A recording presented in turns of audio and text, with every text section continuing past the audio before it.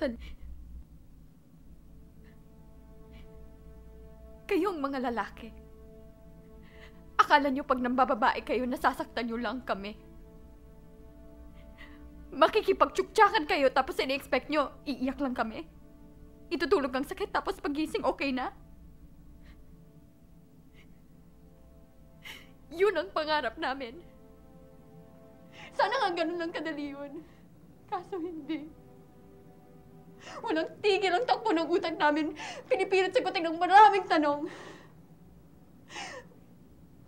Bakit niya kaya nagawa yun? Am I not enough? May kulang ba sa akin? May mali ba sa akin?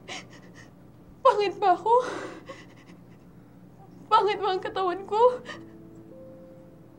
Kapalit-palit ba ako? No. Then why?